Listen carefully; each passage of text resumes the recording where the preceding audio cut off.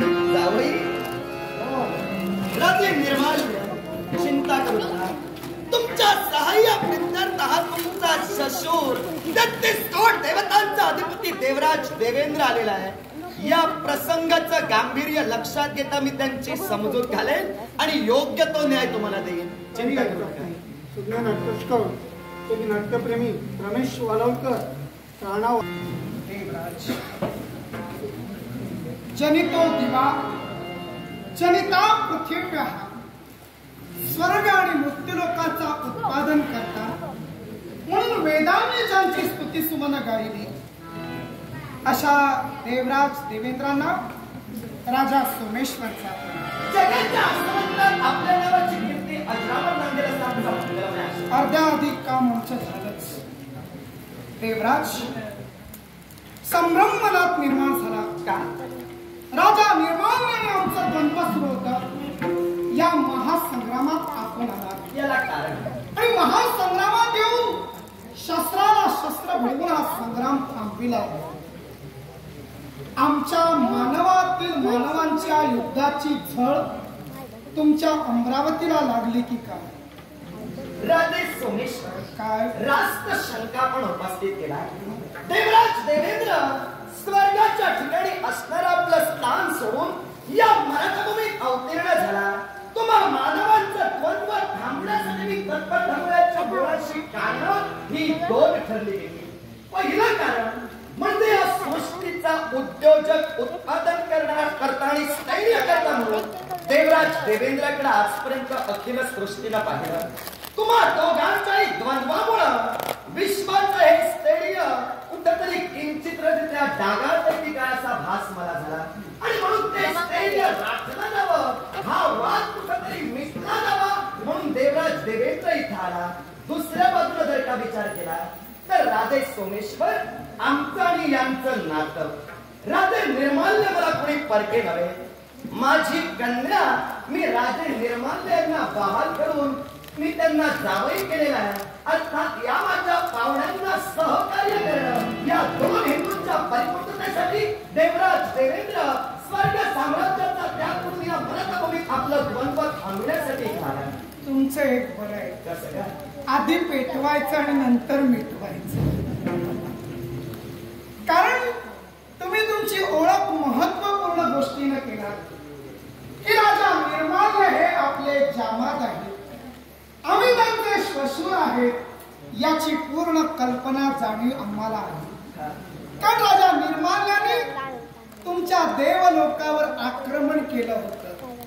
तुमचा संघर्ष बऱ्याच प्रकारे पेटला होता आणि संघर्षात काही राजे निर्माल्य तुम्हाला आटोपत नव्हते. निर्माल्यांच्या पराक्रमासमोर तुमचे पराक्रम शिथिल होऊ लागले म्हणून आपली मुलगी त्यांना दिला. तिचं त्यांच्याशी लग्न केला आणि वातावरण कुठेतरी शांत केला.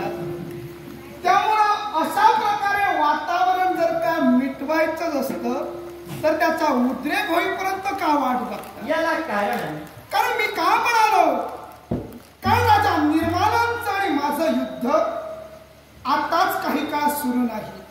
अनेक दिवस माघारी पडले. दोन्ही सैन्यात तुंबळ युद्ध सुरू आहे आणि केवळ या क्षणी देवराज अधिपती इंद्र येतात आणि आपली जामादाची बाजू मांडतायत. ठीक, हे प्रकरण थांबवायचं असेल तर मी सुद्धा तुमच्याशी सहमत होईल.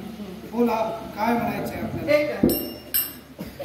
राजे सोमेश्वर, मी काव्याच्या मुळाशी कारण आमच्या जावयांशी जो संग्राम आपण मांडला तो संग्राम कुठेतरी थांबवा, त्यांचा विचार करा आणि दोन पावलं आपण माघारी चलाची प्रांजळ सद्भावना.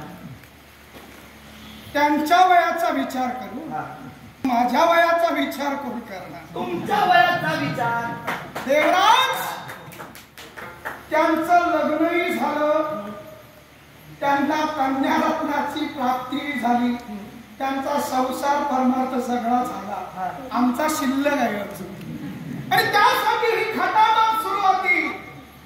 राजा निर्माल्यांपर्यंत सोमेश्वर गेला. त्यांची कन्या पद्मावती आपली आमची नात. तिच्यासाठी आम्ही मागणीचा हात मागितला लग्नासाठी. आम्ही काही लुळे पांगडे लंगडे आंगडे मुके पहिरे नाही.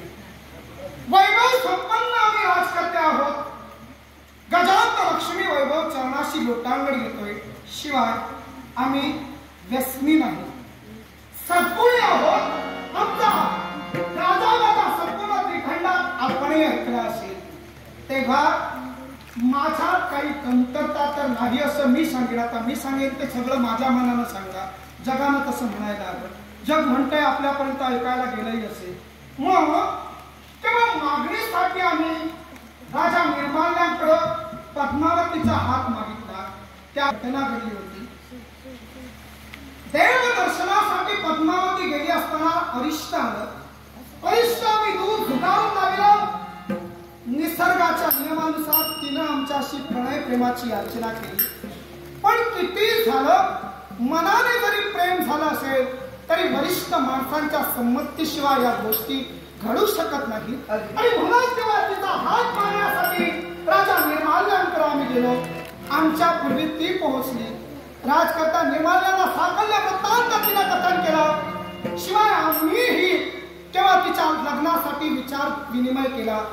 पण राजा निर्माल्यांच्या मुखातून शब्द बाहेर पडले, राजा सोमेश्वर, माझ्या मुलीने आपल्याशी विवाहबद्ध होण्यासाठी नकार दिलेला आहे.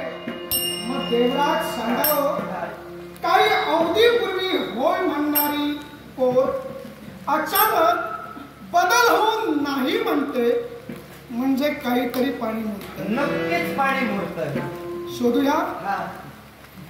शोधूया म्हणजे वाद थांबेल. आणि जर वाद थांबला तर सगळे प्रश्न मिटतील. मग सांगा.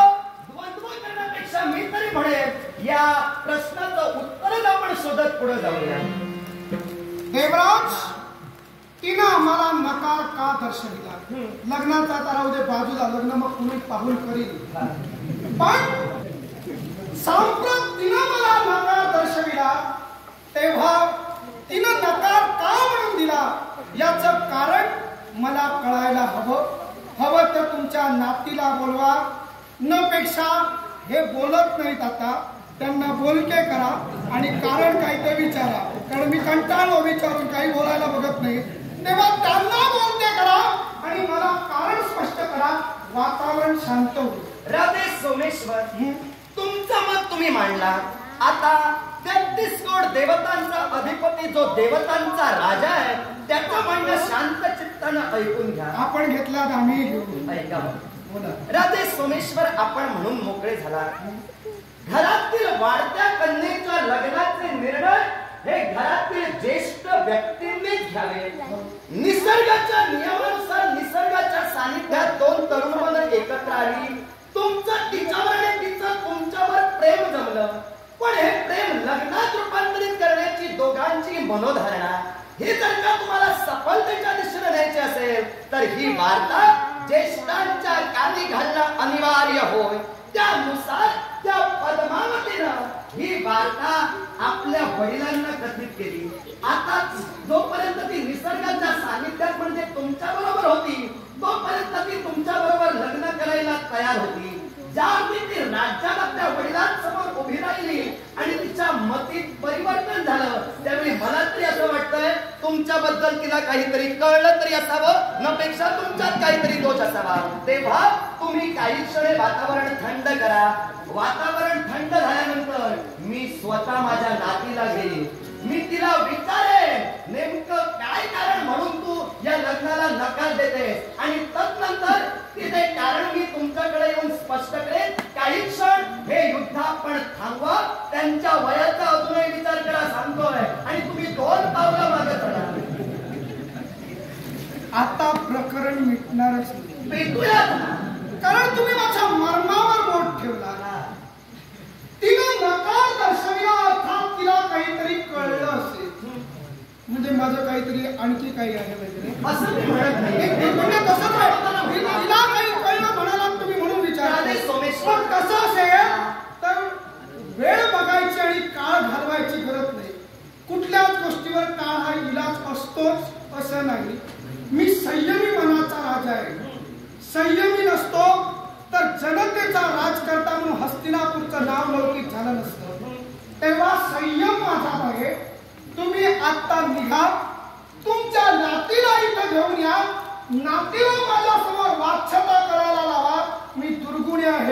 की आणखी काही जे काही माझ्यात कमी आहे, न्यूनता आहे, ती मला सांगायला सांगा आणि त्यानंतरच तुम्ही हा वाद मिटविण्याचा सोमेश्वर बोला. मला नेमकं काय म्हणायचंय ते लक्षात घ्या. जिथं निसर्गाच्या सानिध्यात आपलं प्रणय पुष्प तिनं तुमच्या चरणावर अर्पण केलं, तेव्हा तर ती तुमच्या मनाशी एकरूप होती. निश्चित या अडीच अक्षराचा अर्थ मी तुम्हाला काय सांगू. प्रेमाचे या विश्वात अनेक प्रकार आहेत. दोन जीवांचं जिथं गोड मिलन होतं तिथं प्रेम या शब्दाची खऱ्या अर्थानं उत्पत्ती होते. पण प्रेम हे लग्नाच्या वेळी रूपांतरित केलं जातं ना, त्यावेळी त्या प्रेमाचे सुद्धा भाग पाडले जातात. प्रेम हे काही क्षणापुरतं आकर्षण सुद्धा असू शकतं. प्रेम हे काही क्षणापुरतं आपला वापर करण्यासाठी सुद्धा असू शकतं, किंवा प्रेम आयुष्यभराची साथही धरू शकतं. आता तिनं जे तुमच्यावर प्रेम केलं ते आयुष्यभराची साथ करेल असं मला तरी वाटत नाही. जर ती राज्यात गेली आणि आपल्या वडिलांसमोर तिनं तुमच्याशी लग्न करण्यासाठी नकार दर्शविला, त्याच्या मुळाशी जे कारण आहे ते कारण शोधण्याची ही वेळ तरी मला वाटत नाही. काही क्षण तुम्ही थांबा, मी कारण शोधेन आणि तदनंतर तुम्हाला सांगेन. तुम्ही बऱ्या बोलाना हे प्रकरण इथं थांबवा आणि चला. देवराजपूर्वक सांगतो, प्रेमाच्या गोष्टीतील प्रकार समजाविताना शेवट म्हटलात, पण त्याच्या अगोदर एक म्हटलात, कधी प्रेम वापर करण्यासाठी केलं जातं. तसा वापर तर नाही ना राजा सोमेश्वराचा चालू आहे. तुम्ही प्रेमाची व्याप्ती चुकीची सांगतात की बरोबर सांगतात आता मी सांगणारा कोण, कारण तुम्ही देवलोकीचे देवराज आहात. तेव्हा प्रेमाची व्याप्ती करताना तुम्ही आता वापर केला असेल असं सुद्धा म्हटलात. वापर केला जातो असे शब्दप्रयोग आता तुम्ही म्हणून गेलात. मी व्यवस्थित कान ठेवून ऐकत होतो. तेव्हा तुम्ही ऐकाच, तेव्हा तुम्ही व्यवस्थित बोलला म्हणूनच मी ऐकलो, नाहीतर बोलणं कळत सुद्धा नाही. पण ते सुद्धा ऐकलं जातं. तेव्हा तुम्ही नेमका जर का हा गर्भितार्थ मला जर आता या क्षणी सांगितला तर हा वादाचा प्रश्न उद्भवणार नाही. कारण तुम्ही आणखी 4-5 वर्षांनी याल, आणखी काही कालावधीनं याल, तोपर्यंत मी लग्नाचं अडकून राहील. कारण आहे तर तुम्ही आत्ता बोललात राजकर्त्यांचं सैन्य सुद्धा आहे, माझं सैन्य आहे, सर्वांवर विश्वास ठेवता येणार नाही. कुणीतरी कुठंतरी कर्णोपकरणी शतकर्णी करणार. देवराज देवेंद्र म्हणाले की कदाचित पद्मावतीला काही यांच्या बाबतीत हट्टाला आहे, कळलं असेल. नेमकं कशात काही कमी आहे माझं मला कळू दे. आता जर सगळा संपूर्ण पोवाडा झाला तर प्रत्येकाच्या मनात माझ्याबाबत वाईट प्रतिकृती निर्माण होणार. म्हणजे लग्न करण्यासाठी पुढे येणाऱ्या सुद्धा 2 पावलं मागे जाणार.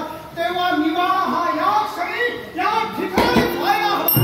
मला तरी असं वाटतंय, काय म्हणताय? मांडलेला युक्तिवादच योग्य ठरेल. कसा तो तुम्हाला पटवून देतो. कसा सांगा. आता तिच्या मनात काय आहे, स्त्रीच्या मनात काय आहे, परमेश्वर सुद्धा ओळखू शकत नाही. आता तिच्या मनात तुमच्याबद्दल काय आहे हे जाणून घेण्याची ही वेळ तरी नव्हे. जर काही क्षण तुम्ही शांत राहिला, तुम्ही बोलून मोकळे झालात, जर आम्ही 4 वर्षांनी किंवा आणखी किती वर्षांनी काय तुम्हाला उत्तर देऊ हे सांगता येणार नाही. जाणंच उचित ठरेल. त्याच्या मुळाशी कारण काय माहिती का, तिच्या मनात जर तुमच्याबद्दल काहीतरी वाईट असलं तर होईल ते सुद्धा होणार नाही. देवराज मग तेच म्हणतोय, तिच्या मनातील वाईट तिने बोलल्याशिवाय कळणार नाही. त्यामुळे ती बोलणार कुणाबरोबर असं तुम्ही आता ठाम सांगतात की काय. ती जे बोलते ते जर जगाला कळलं, म्हणूनच तिला बोलवा. माझ्यातील उडेपणा कळू दे, नाहीतर या जगात माझी निंदा झालंच होईल. आणि कशावरून देवराज तुम्ही सांगतात बापाचं कारस्थान नसेल. कारण जी पोर काही क्षणापूर्वी माझ्याबरोबर प्रेमासाठी संबंधी दर्शवते, लग्नाचा विचार करते, पित्याच्या भेटीनंतर तिच्यात परिवर्तन होतं, तिच्यात बदल होतो, कशामधून या पित्यानं तुमच्या या जामादानी दिवे पेटविले नसतील. मी प्रथमताच म्हणालो, घरातील वाढत्या कन्येच्या लग्नाचे निर्णय घेण्याचा अधिकार हा ज्येष्ठांचा आहे. याला कारस्थान म्हणतात. तिचा विचार करू नका. त्यांच्या मनाचा प्रश्न याला कारस्थान शब्द. देवराज तिच्या मनाचा विचार बापाला करण्याची गरज काय. कोण बापाचा शब्द बाहेर आहे, मुळीच नाही ना. मग बापाच्या मनात जर का मी आवडलो असेल, मी कर्तबगार आहे, मी कर्तृत्ववान आहे, शूर आहे, पराक्रमी आहे, हे जर बापाच्या मनाला विचार करत असतील तर लग्न करून तिचा द्यायला काय प्रश्न आहे. मी तेच म्हणतोय, त्यांचा काहीच प्रश्न नाही. पण राज्यात जाता क्षणी तिला कथित केलं, मी सोमेश्वरांची लग्न करणार नाही. आता तुमच्यात काय उणी दोष आहे ते तुम्ही शोधा. देवराज देवेंद्र मी पुन्हा तेच सांगतोय. मी सुद्धा पुन्हा वारंवार पुनरावृत्ती करू नका. वास्तविक त्यांनी मला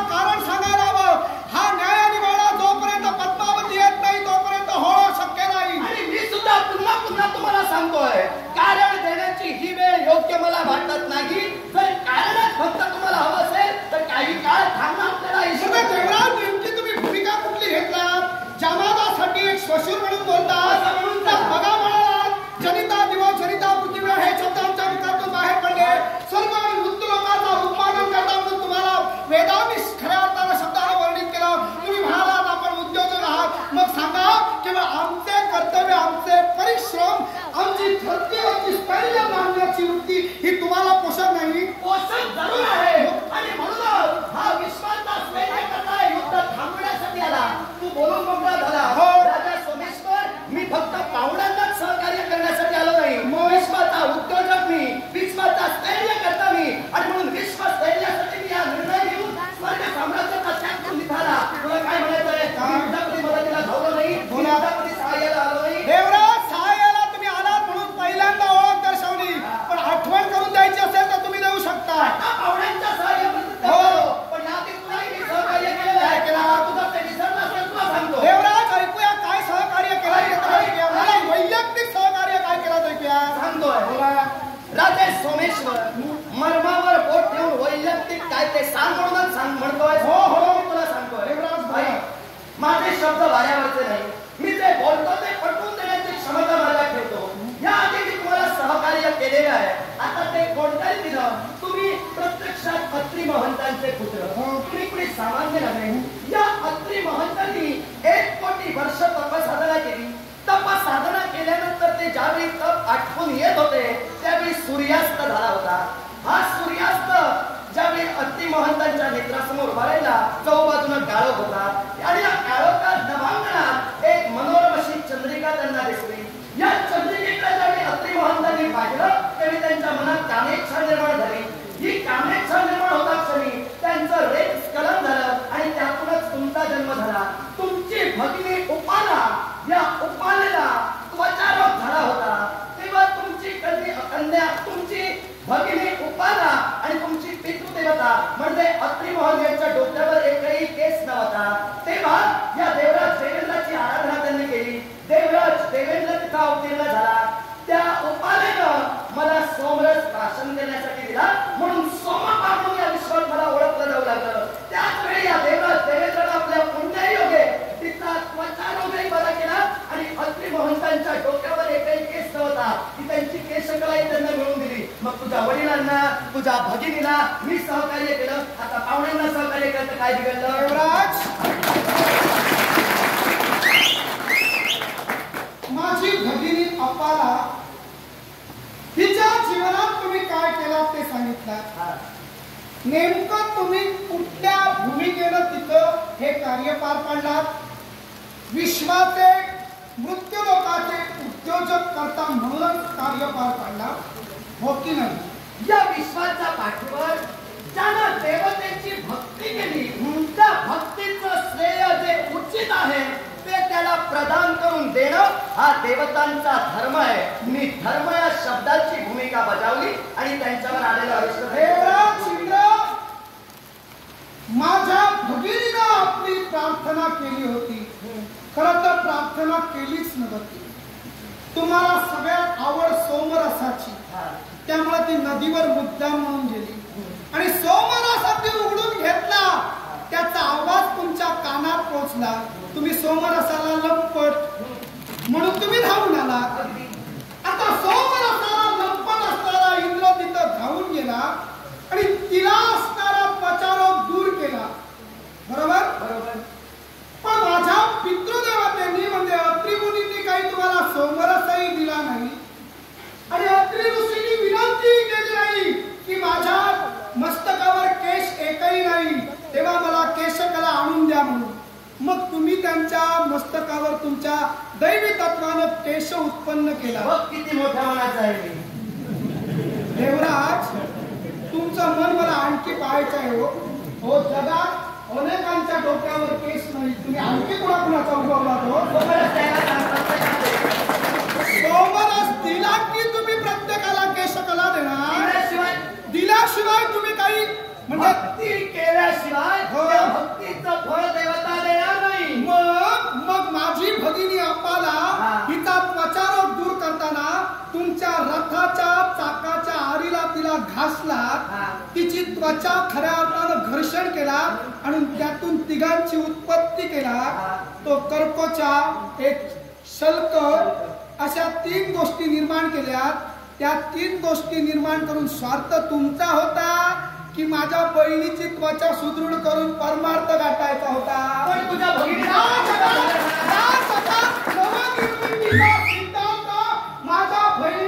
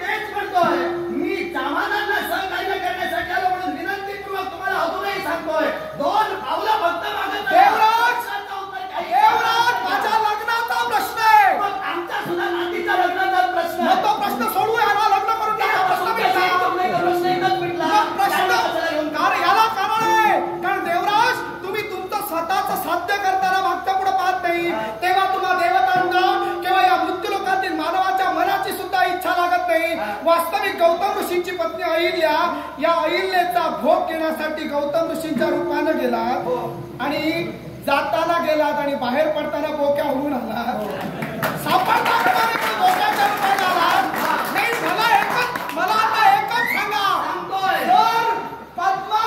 जर तुम्हाला अहिल्याच्या भोगासाठी तुम्ही ही धडपड करता तर पद्मावतीसाठी बापाबरोबर भांडण केलं तर धडपड केलं तर काय बिघडलं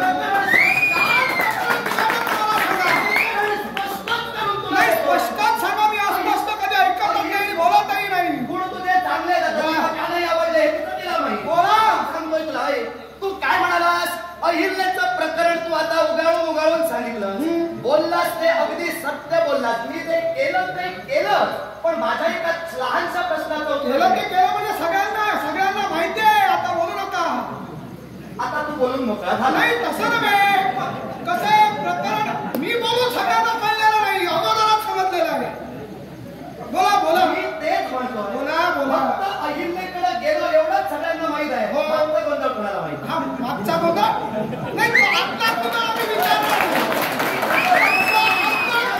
तुम्ही आणि शब्दांचा अनर्थ करू नका धडपड लग्नाची माझा करतोय तसं तुम्ही तुमच्या किंवा नऊशे कोटी मध्ये धडपड केली ती तेवढी सांगितली तेच म्हणतोय बोला तू काय म्हणालास अहिल्याकडे मी गेलो जरूर गेलो बोक्याच्या स्वरूपात बाहेर पडलो जरूर बाहेर पडलो माझ्या एका लहानशा फक्त प्रश्नाचं उत्तर ज्यावेळी अहिल्याच्या आश्रमात गौतम ऋषी नाही हे ज्यावेळी मी पाहिलं आणि आज प्रवेश करता झालो त्यावेळी द्वारावर एक मी कोंबडा ठेवला होता तुला माहित आहे तो कोण होता उंदराला मांजराची साक्ष कोण होता बरं कोण होता त्याने सर्वात पहिल्यांदा पाहिलं कसा प्रवेश करतात तुम्ही गौतम ऋषींच्या रूपानं कसा जातात हे पाहिलं तो तुमच्या समोर कोंबडा उभा आहे म्हणजे तुम्ही ना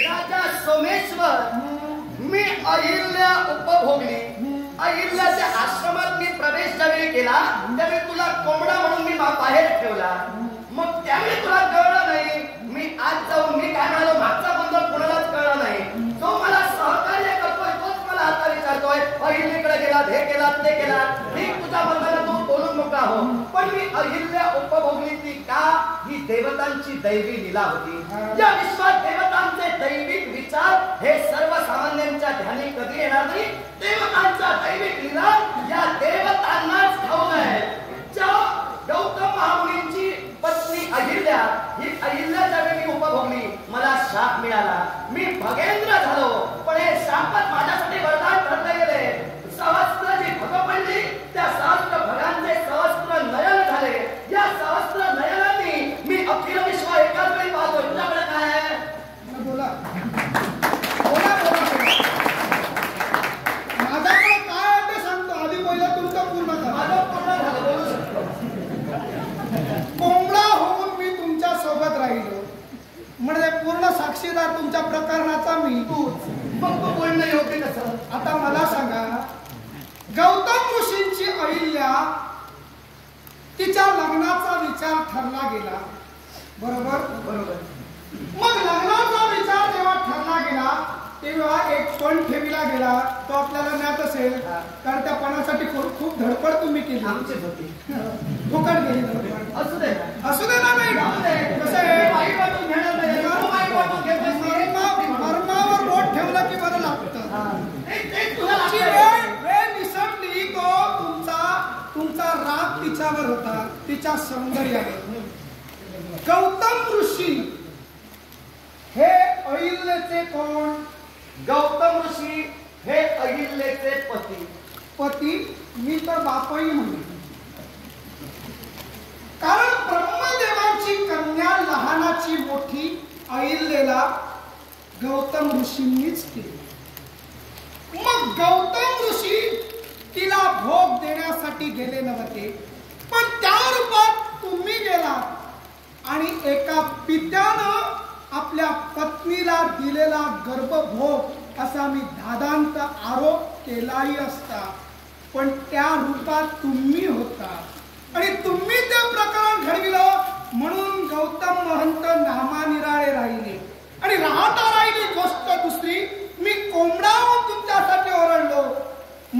साक्षीदार मी होतो. तुम्हाला लवकरात लवकर तुमचं काम आटपून बरोबर ना बाहेर पडण्यासाठी ओरडल्याशिवाय हरवल्याशिवाय तुम्हाला समजणार नव्हतं की गौतम महंत येत आहेत. तुम्ही आता सुरक्षितपणे बाहेर पडा. तेव्हा तुम्ही सुरक्षित बाहेर पडला. मग एवढ्या सगळ्या तुमच्या प्रकरणाला जर या सोमेश्वरानं हातभार लावला, एवढी मदत केली, तर एका शुल्लक नातीच्या लग्नासाठी तुम्ही का आटोपीटा केलेले उपकार तुम्ही विसरता. तुम्ही केलेले उपकार विसरता. तुमच्यासाठी मी कोंबडा होतो, अहिल्यासाठी तुम्ही बोके होतात. मग हे सगळं प्रकरण आमच्यासाठी झालं ना. मग म्हणून सांगतोय, तुमच्या नातीचा सरळ हात द्यायला सांगा. एक लक्षात ठेवा, तुम्ही प्रकरण करता, तुमच्यासोबत आम्ही आहोत, म्हणजे आम्ही कसे. पण मी तेवढा तुमच्या एवढा खाली घसरलेलो अजून तर नाही. त्यामुळं तो पाय सरकता कामा नये, पाय वळता कामा नये, घसरता कामा नये. म्हणून यांचा कन्याचा हात द्या आणि आमच्या जीवनात सुधारणा करायला बोला. पाय घसरू नये म्हणून अजूनही सारे व्हा. प्रकरण इथंच मिटू दे. पुढे जाऊ नका. तिने कारण स्पष्ट केलं आणि ते जर जगाला समजलं, तुमचा विवाह पुढे होईल समजलं. एक लक्षात ठेवा, पाय घसरायचा तर राहू दे. कारण म्हटलंय वेदात, इंद्रदेव येताना मेघांची गर्जना करून येतो. तेव्हा सगळीकडे ओला ओला झालेला आहे. पाय कधी घसरू शकतो. तेव्हा तो घसरू नये तर आपल्या निर्माल्यांच्या परीचा हात आमच्या हाती द्या. आणि म्हणूनच ही कृती घडली गेली. मी ठामपणे आपल्याला सांगेन, जिथं तिच्या मनात नाही तिथं तिच्या मनाविरुद्ध आम्ही ज्येष्ठ वागणार नाही. तुम्ही तुमच्या मतदानाचं योग्य पाऊल असेल ते तिला माझ्या समोर हजर करा आणि नेमकं काय घडलंय ते मला सांगायला सांगा. ही वेळ नसेल असं तुम्ही म्हणा, पण माझ्याजवळ थांबण्यासाठी वेळ नाही. ज्या ती राजा निर्माल्यांच्या निर्माल्य देशाची धुळधाण उडविली, अगदी बिनतीनं हिमालयाने बर्फाचा दिन वितळून टाकला, तो राजा सोमेश्वर तुमच्या समोर उभा आहे. राजा सोमेश्वर पराक्रमाची भीती कुणाला दाखवतात. देवराज देवेंद्र म्हणजे कोणी सामान्य नव्हे. मी सुद्धा पराक्रमी आहे. आता माझ्या पराक्रमाचं पाणी मी सुद्धा